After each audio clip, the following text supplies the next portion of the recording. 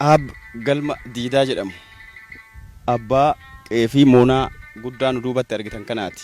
Seenaan moonaa kanaa duraan akkanan turre jedhan kosii guddaa garanatti argitan kana kosii loonii yookiin dikee loonii duraan asitti gadi har'a turre har'a garuu waan biraatii jedhu seenaa garaa nama nyaatu wayii dubbatu.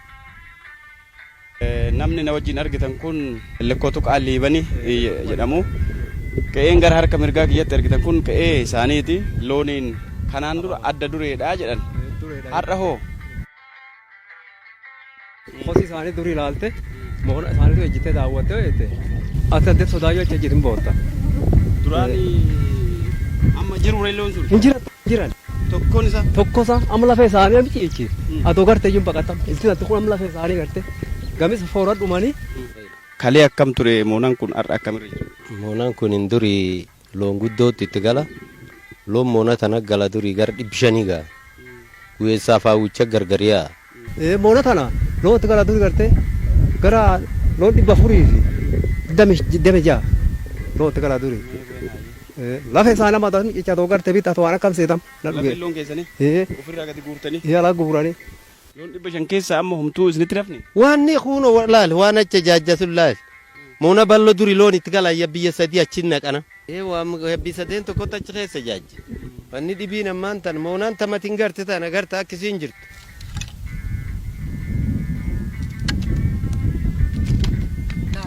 Anam lafee taa'anii isaan taa'anii arguu yoo tameera na fedhu. Sirrifachiisa. Bakka kana iyyuu nu isin fide malee hin dhuftan? Chejjee laaloo. Dhuf.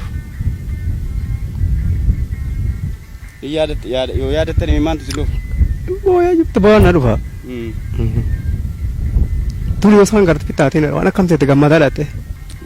Daawwataa dhatte. Nama karaa deemu gaarii dhaabee iyyuu daawwata.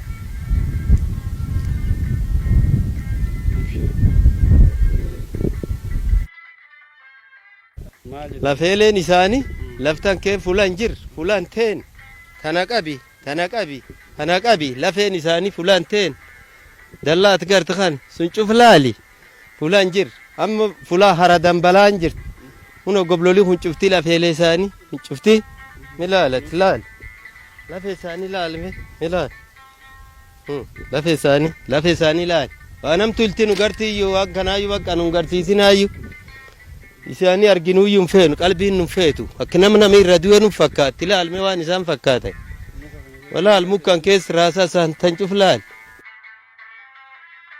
Nyaataa dhuginoo maal mee akkam jirtan mana keessa?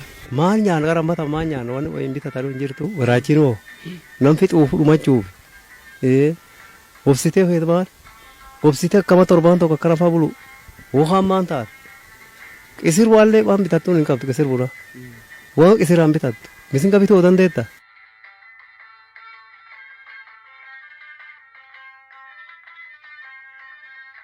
Kunoo kanam akkanaanu beekuu dandeettan milaal moona ballo tana loon duriitti gala kan sadeenam. Kadikeen kun durirraa? Kadikeen hin jiranam bakka hagas. Loon tana jira? Kunoo kan sadeeni jira milaal. Bakka amma huna abran kan. Loon 500 kanatti irraaf. Kulleen silaafuu amma loo ammoo waan gattataa.